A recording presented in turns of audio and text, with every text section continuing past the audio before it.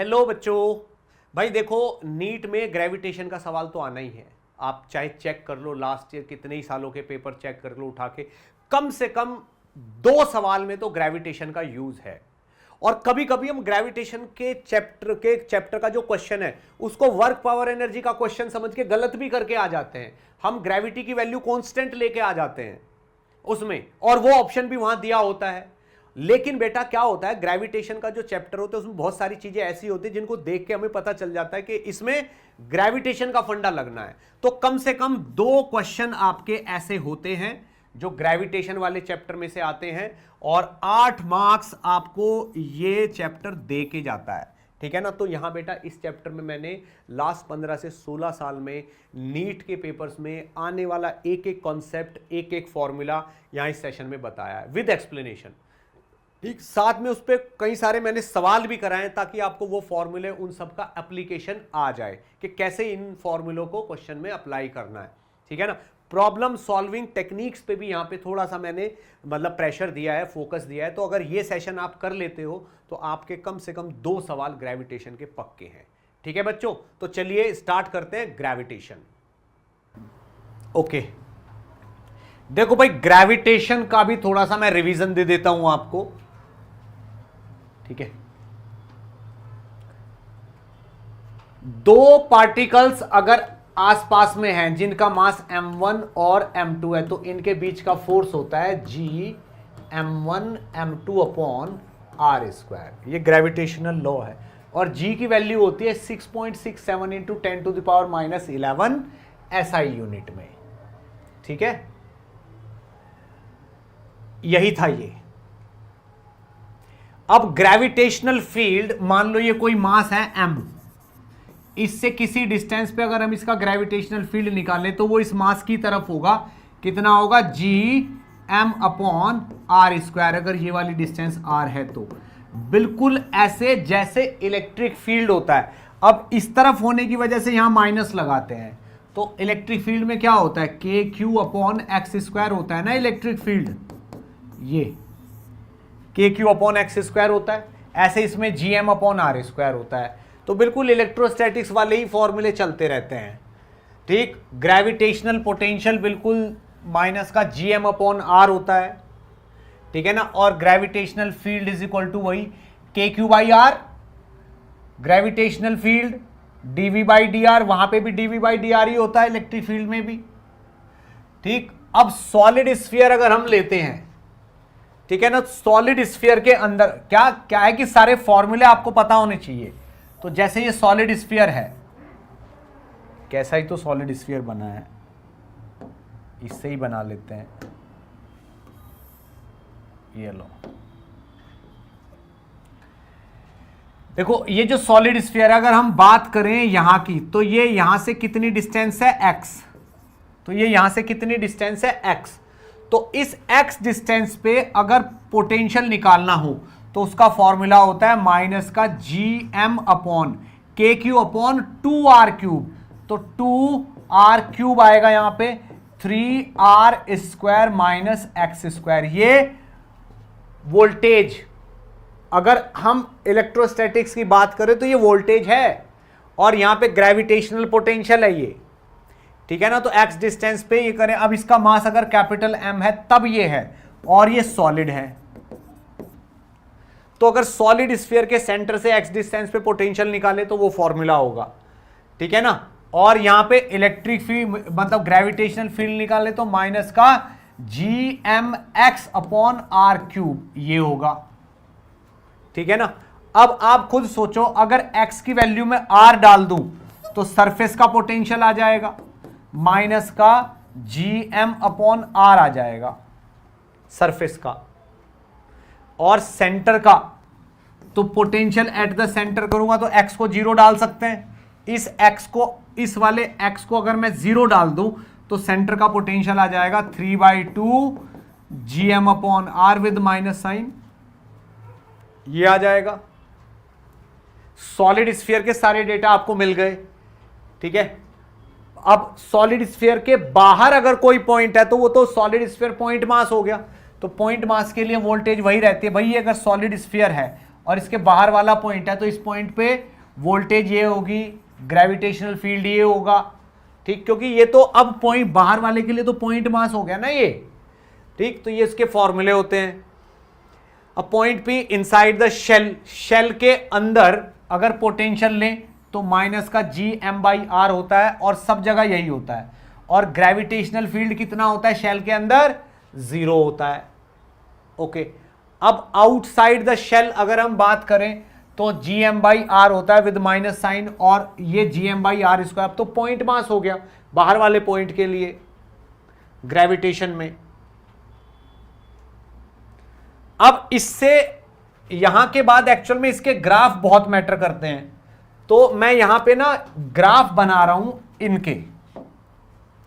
तो अगर मैं यहां पे सॉलिड स्फीयर लूं और यहां पे होलो ले लेता हूं, इनके अगर मैं ग्राफ ड्रॉ करने लगूं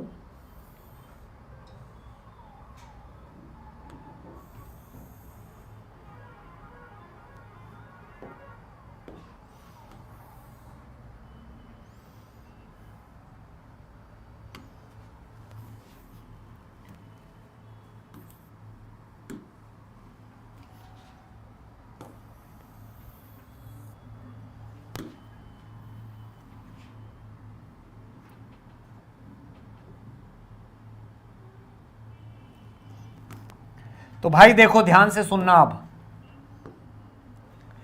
अगर मैं इसके अंदर के ग्रेविटेशनल फील्ड को, ये क्या है, सॉलिड स्फीयर है, तो इसके अंदर के ग्रेविटेशनल फील्ड को प्लॉट करूं तो वो ऐसा आएगा।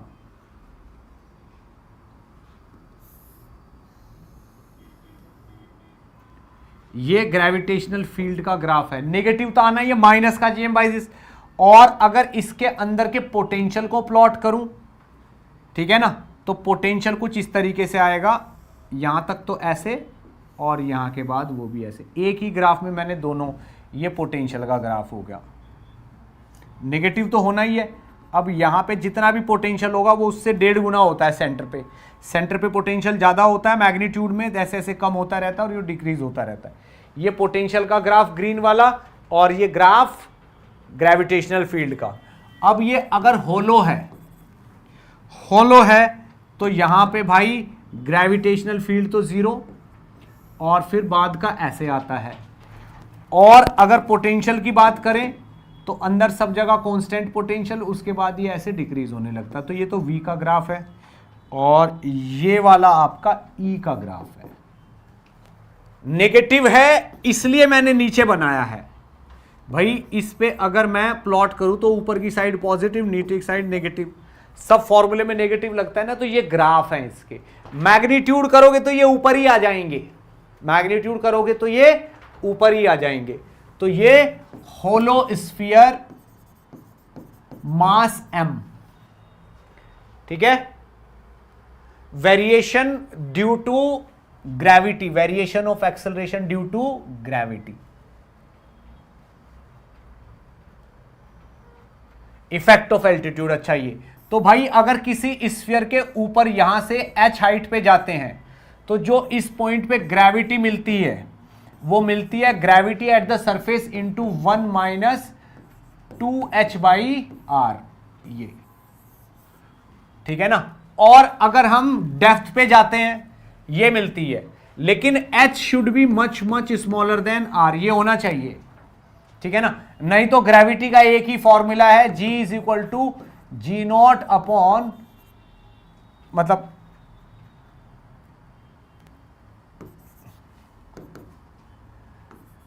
Gme upon RE plus h का स्क्वायर, ये G का फॉर्मूला है।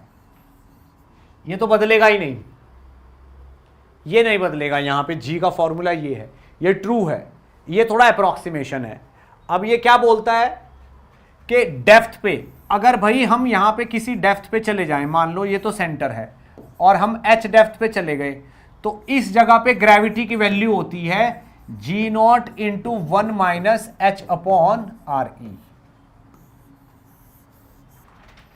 1 minus h upon RE। h ये डेप्थ है, तो खुद सोचो अगर सेंटर पे चले गए तो RE upon RE 1 minus 1 0, centre पे G 0 हो जाएगा। तो जी एट सेंटर 0 होता ही है। ठीक, तो डेप्थ के साथ इस तरीके से वेरी करता है ये।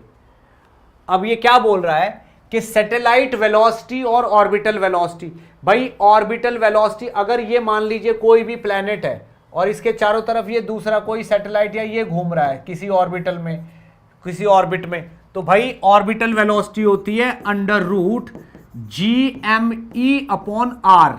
आर क्या होता है? आर होता है centre to centre, centre to centre, यानी कि इसके सेंटर से इसके सेंटर तक की डिस्टेंस जो आर है वो है ये। ठीक है, centre to centre distance are,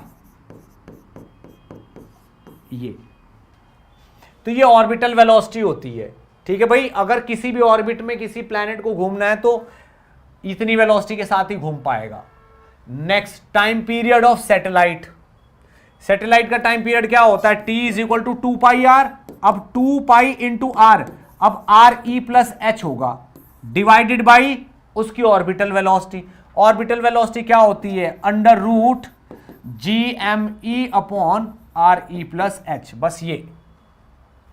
ठीक है ना। अब हम ये जानते हैं कि GME M अपॉन RE का square is equal to M into G at the surface.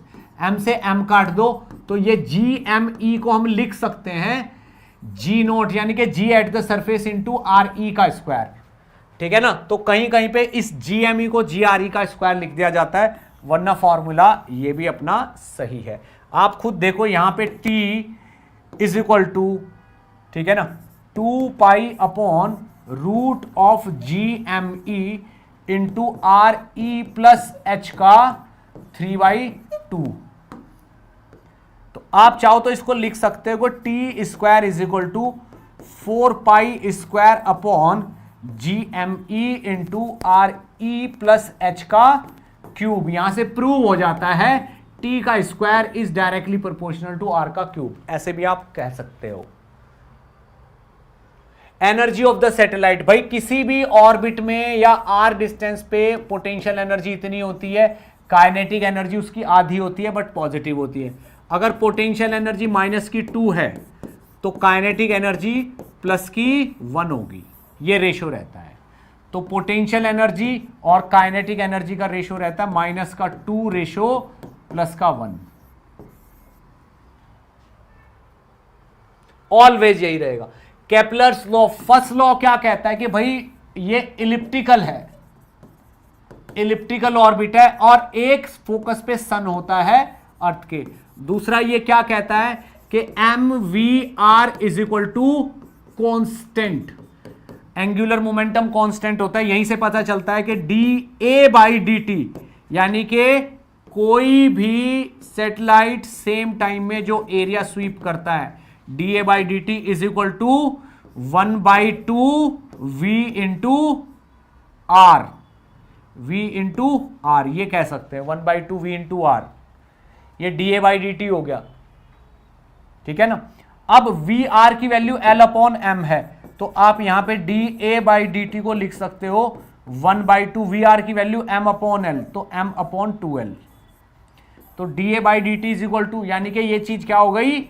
Constant हो गई। तो ये सेकंड लॉ है कि areal velocity, areal velocity is constant. Third law क्या कहता है केपलर का कि टाइम पीरियड का square is directly proportional to distance का क्यूब। ये तो हम जानते ही हैं। ये 3 केपलर्स लॉ हैं, इन पे क्वेश्चन भी आते हैं, अभी करेंगे। देखो इसमें क्या बोल रहा है? The period of revolution, period of revolution of planet A round the sun is 8 times that of B.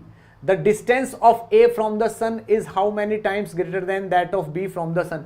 निकल जाएगा।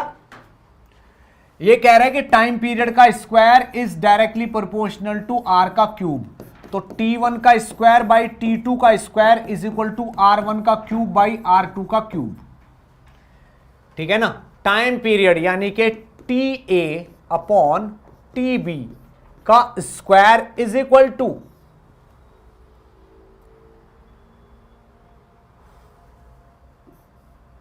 RA अपॉन RB का क्यूब। ठीक है भाई।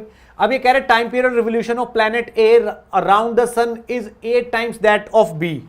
तो ये तो भाई 8 का क्यूब हो गया, यहां तो 8 का स्क्वायर हो गया, और यहां पे क्या बोल रहा है, then how many greater than this R A upon R B, ये क्यूब हो गया। तो भाई R A upon R B की वैल्यू जो बनी यहां पे, तो ये एक्चुअल में क्या है, 2 की पावर 3 की पावर 2 हो गई ये।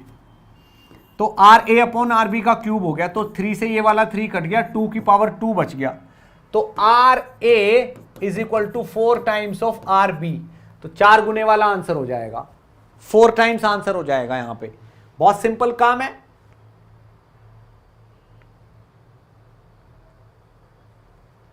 अच्छा ये वाला ले लो, ये at what depth below the surface of earth acceleration due to gravity will be half of its value at 1600 kilometer above the surface of earth, above the surface of earth 1600 kilometre. तो भाई अगर 6400 is equal to आप r मानते हो, तो 1600 is equal to तो r/4 होगा ना, ठीक है।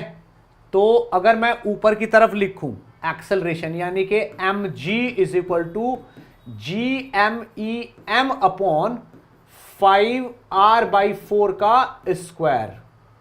तो g तो ये h हाइट पे हो गया और mg किसी डेप्थ पे, तो GMEM वो तो वैसे लिखना पड़ेगा भाई, RE स्क्वायर इंटू g तो ये हो गया, m यहां लिख लो, into 1 minus h upon RE, ये कर लो, ठीक है। तो 1600 किलोमीटर ऊपर ये आएगा, इसको ये कर लो, तो ये आएगा GME, तो ये हो गया आपका g की वैल्यू, GME तो ये हो गया, तो 4/5r का स्क्वायर, ये g आया, ठीक है ना। अब इतना g चाहिए किसी डेप्थ पे, तो GME upon RE square into 1 minus h upon RE को आपको बराबर करना है GME अपॉन 5r का स्क्वायर, RE का स्क्वायर इंटू 4, ये बराबर करना है। तो GME से GME कैंसिल, RE से RE कैंसिल, तो 1 upon h upon RE is equal to 4/25, ठीक है। तो h upon RE is equal to 1 minus 4/25, 21/25 into RE।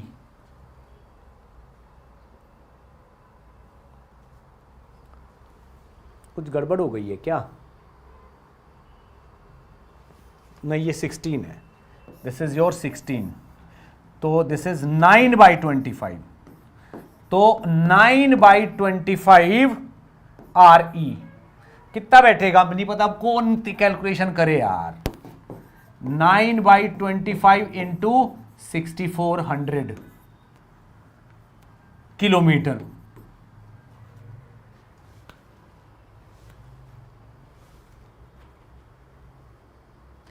To 2.5 से थोड़ा सा ऊपर मान लो, 2.5 या 2.4 के आसपास कुछ आंसर आ जाएगा भाई, ठीक है ना। देख लेंगे जो भी आंसर आएगा।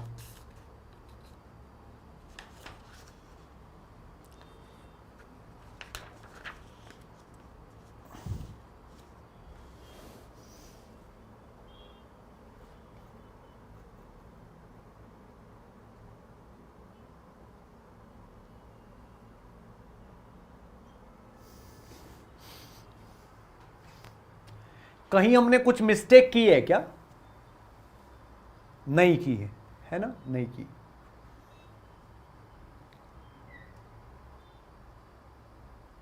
की है, कहीं ना कहीं तो की होगी। 2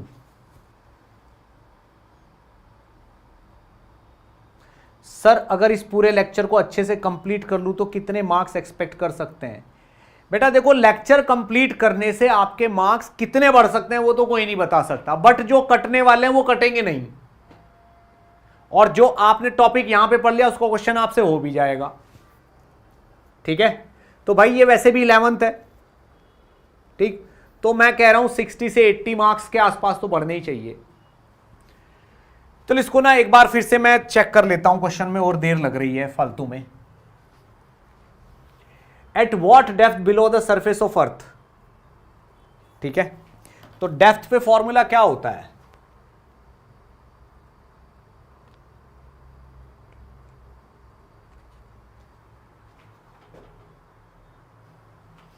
डेप्थ पे फॉर्मूला हमने देखा तो था अभी, ये रहा 1 माइनस डी अपॉन आर ही तो होता है।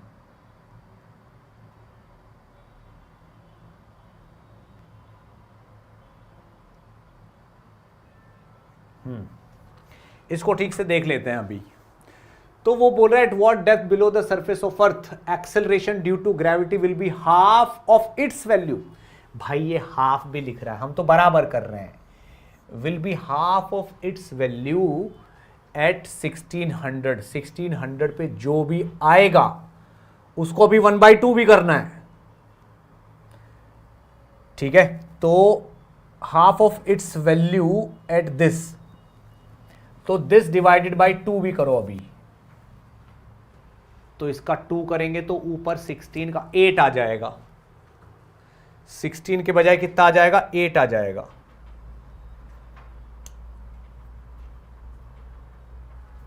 (25 माइनस 16 के बजाय यहां पे 8 आ जाएगा, वही मैं कह रहा हूं। तो यहां पे 8 आ जाएगा, 8/25। तो 25 माइनस 8 कितना हो जाएगा? 17। तो आंसर इज 17/25 ऑफ RE। तो 17 into 64 divided by 25, 17 into 64 divided by 4.3 into 10⁶ आ जाएगा। यही आपका आंसर है। 6400 किलोमीटर भी ले लो ना ये, तो 25 से 625 2 जा दिस 17 दूनी 34, 34 से ज्यादा आएगा आंसर। 34 से ज्यादा तो 4.3 वाला ही है, तो 4.3 इंटू 10⁶ आंसर होगा ए ऑप्शन। 4.3 इंटू 10⁶। ये इसमें हाफ है ना, हमने ये हाफ नहीं लिया, तो ये वाली चीज को हमने इसके बराबर कर दिया। ये GME अभी इसका 1/4 का स्क्वायर भी करना था और नीचे 1/2 भी करना था। ये तो ये 8/25 हो जाएगा। तो दिस इज 8/25 यहां पे 8/20, तो 17/25 ऑफ RE आंसर आएगा। ठीक है, चलो थोड़ा सा और आगे बढ़ जाते हैं नेक्स्ट वाले क्वेश्चन पे। ये तो बहुत आसान सवाल है, डायरेक्ट ही है। Consider 3 concentric shell of mass M1, M2, M3 having radii ABC respectively. तो Q पॉइंट पर P पॉइंट पे पोटेंशियल लिखना है, ग्रेविटेशनल फील्ड लिखना है। तो Q पे फील्ड लिखेंगे तो तीनों की वजह से होगा, तीनों अंदर है। ठीक है ना, तो GM1 अपॉन इसी की रेडियस आएगी पूरी की पूरी y यहां से यहां तक की डिस्टेंस तो y है ना, तो GMy का square plus GM2 upon y का square plus GM3 upon y का स्क्वायर। तो इलेक्ट्रिक फील्ड तो सबका जुड़ के यही आ जाएगा, ग्रेविटेशनल फील्ड। तो GM1 M2 M3 upon y square, ठीक है। और अंदर वाले पॉइंट पे होगा तो M1 M2 का होगा, इसका नहीं होगा। तो भाई मेरे हिसाब से तो बी ऑप्शन करेक्ट हो रहा है। इस पॉइंट पे इलेक्ट्रिक ग्रेविटेशनल फील्ड लिखना है और इस पे लिखना है, तो इस पे तो केवल अंदर के 2 का आएगा, इस पे तीनों का आ जाएगा। तो बी ऑप्शन करेक्ट हो जाएगा यहां पे। ठीक है, अब ये देखो, an object of mass m is taken from the surface of earth to height 5r। r से 5r पे ले गए, then the work done is, work done क्या होता है? mgh upon 1 plus h upon RE। ये चेंज इन पोटेंशियल एनर्जी होता है इन ग्रेविटेशन। तो यही आपका वर्क डन भी हो जाएगा। तो mg इंटू कितनी हाइट पे ले गए? टू अ हाइट 5r, तो ये 5r हो जाएगा divided by 1 plus 5r upon r 6। तो दिस इज 5/6 mgr। ये सी ऑप्शन करेक्ट हो जाएगा, 5/6 mgr, राइट। ये वाला सवाल देख लो, a body is projected upward with a velocity of 3 into 10 to the power 11, 3 times of escape velocity से इसको थ्रो कर दिया ऊपर from the surface of earth. What will be the velocity of the body when escape from the gravitational pull? Gravitational pull से बाहर जाके कितनी velocity से चलेगी? तो भाई इसकी काइनेटिक एनर्जी अभी कितनी है? हाफ एम इंटू इसका स्क्वायर। अब ग्रेविटेशनल पुल खत्म हो जाए यानी कि एस्केप करने के लिए कितनी एनर्जी देनी होती है? Half M into V escape का स्क्वायर, ठीक है ना। तो भाई इतनी एनर्जी बच जाएगी, तो हाफ एम इंटू वी का स्क्वायर ये बच जाएगी। तो वहां पहुंच के कितनी वेलोसिटी होगी आप खुद देख सकते हो। तो this is half M into V E का स्क्वायर इंटू 8 आ जाएगा।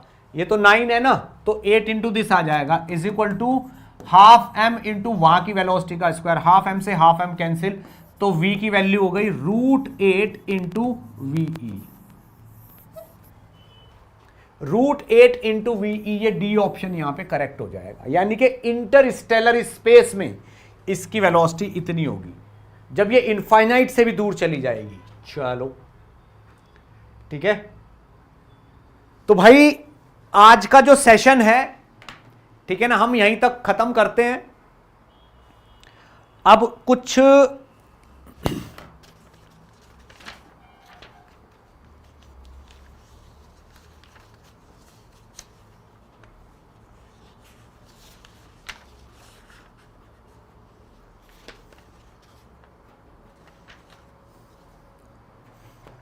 ठीक है भाई, तो आज का सेशन हम यहीं पर समाप्त करते हैं।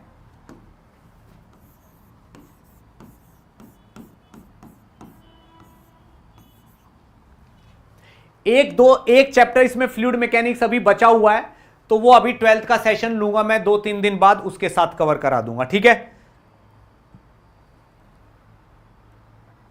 राइट भाई, उसके साथ कवर करा दूंगा।